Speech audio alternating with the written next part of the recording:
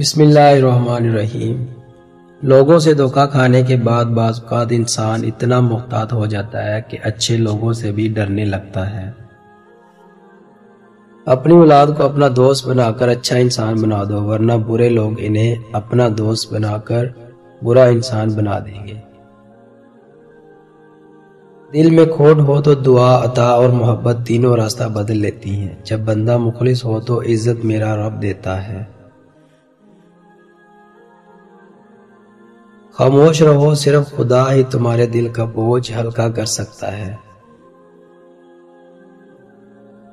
یہ زندگی ہے صاحب، الجھے گی نہیں تو سلجھے گی کیسے، بکھرے گی نہیں تو نکھرے گی کیسے۔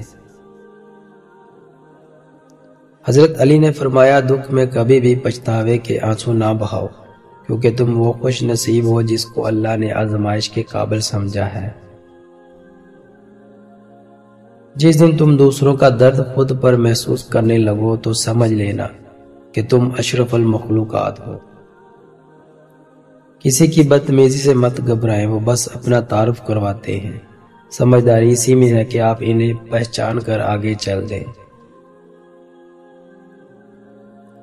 جہاں عزت، سچائی اور خلوص نظر آئے وہاں دوستی کا ہاتھ بڑھاؤ، ورنہ تمہاری تنہائی تمہارا بہترین دوست ہے۔ زندگی ایک انجان کتاب جیسی ہے، اگلے صفحہ پر کیا لکھا ہے کسی کو نہیں پتا۔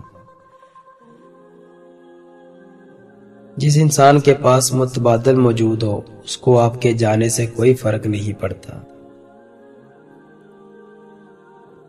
آپ 40 سال کے ہو جائیں تو سمجھ لے کہ زندگی کی اثر ہو چکی ہے۔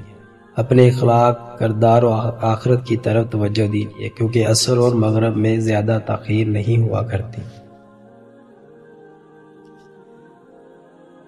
مقدر اور دل کی آپس میں کبھی نہیں بنی۔ جو لوگ دل میں ہوتے ہیں وہ مقدر میں نہیں ہوتے، اور جو مقدر میں ہوتے ہیں وہ دل میں نہیں ہوتے۔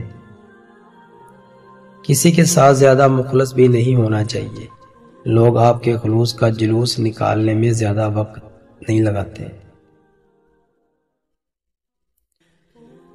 رشتہ خون کا ہو یا احساس کا، کسی کو مجبور کر کے اپنی طرف متوجہ کرنا غلط ہے۔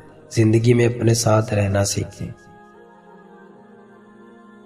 خرگوش ایک ایسا جانور ہے جس پر پانی بہایا جائے تو بے بہا دولت آنا شروع ہو جاتی ہے۔